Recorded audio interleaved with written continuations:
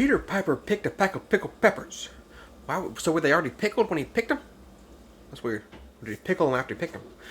So, do you remember when I went and picked some peppers with Jess?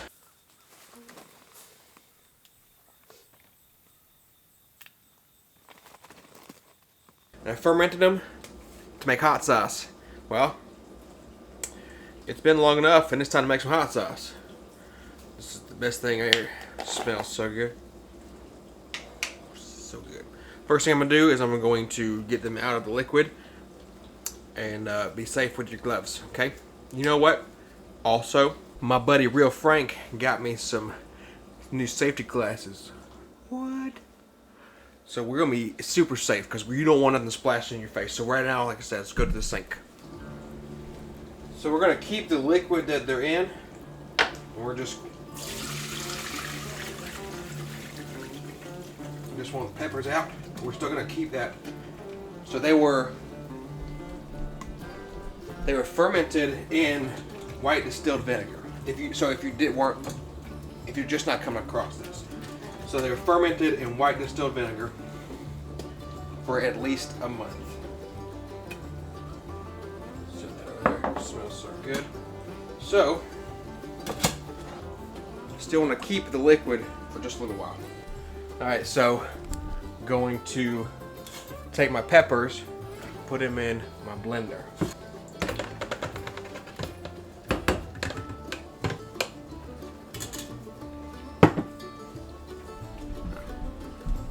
And blend it up. Actually, I'm going to add a little bit.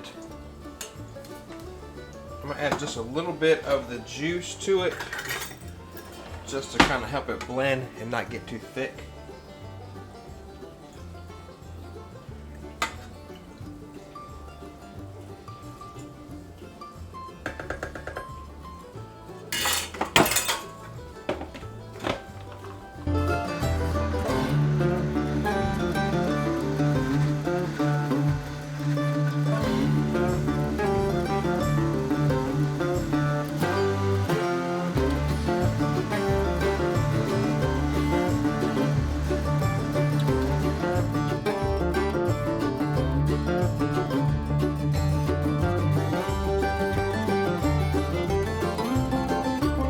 I'm going to go off a sight. Right now, it's a little thick, so we'll add some more of this juice. Let's get a paper towel to set that on.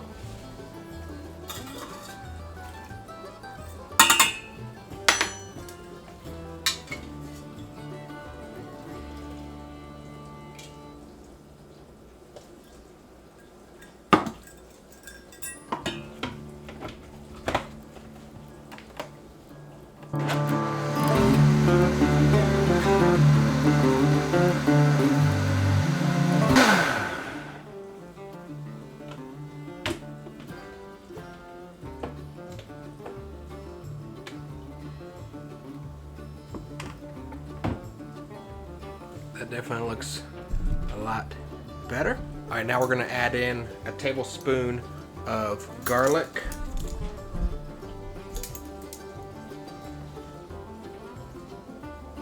And a tablespoon of salt.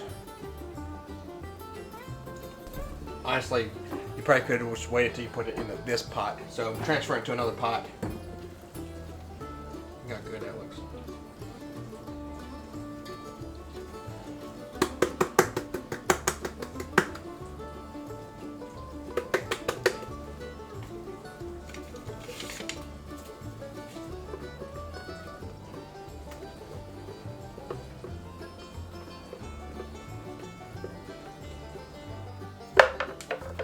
I'm gonna set this in the sink.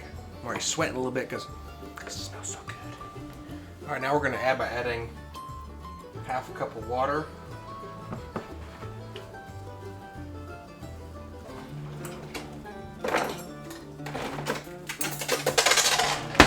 Immersion blender.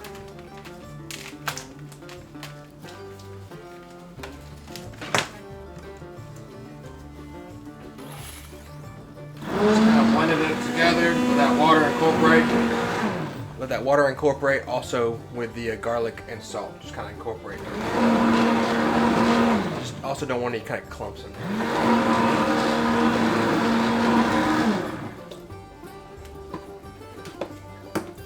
Better add another half cup of water.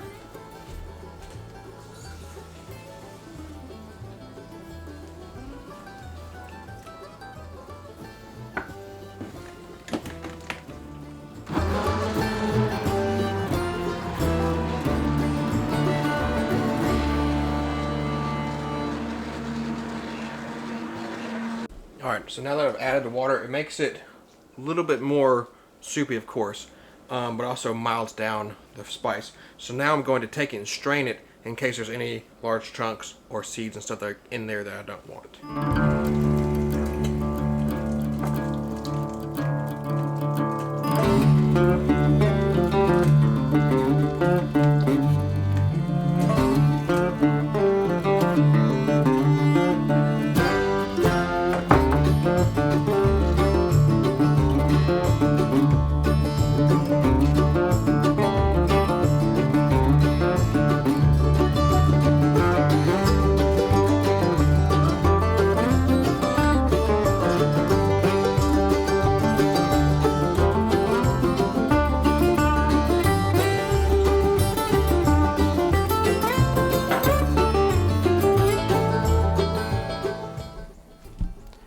So yes, I am outside on my porch with the Blackstone because one extra step I take, because those peppers do get really hot, especially the ones that Jess planted, is I added a 1/3 cup of sugar. So what I'm going to do is I'm actually going to let that hot sauce come to a boil for about 5 minutes, let that sugar melt in and just melt in and everything combine. I did try it before bringing it out here. It's so good. If you like hot sauce, the way this one hits, it hits right in the middle of your tongue. It doesn't explode in your mouth. It just sits right there on your tongue, gives it a good flavor. It'll be perfect for honestly anything. I like hot sauce on all stuff. So we're gonna let this boil. First, it's got to get hot, but then we'll let it boil for maybe not boil. We'll let it get to like I'll bring it to a boil, and then I'll let it simmer for about 5 minutes. And then it'll be ready to let you see me taste it. Then you need to just go do it yourself because you're gonna like it. Okay. Here's a spoon. It's been doing its thing for about 5 minutes. So good, guys. It's delicious. So now I'll transfer it into this jar, while also doing one last strain in it, just to make sure it's nice and smooth. See how nice and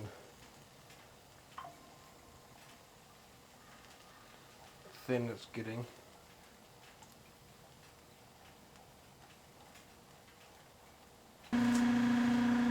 There we have that beautiful bean footage right there. That is delicious.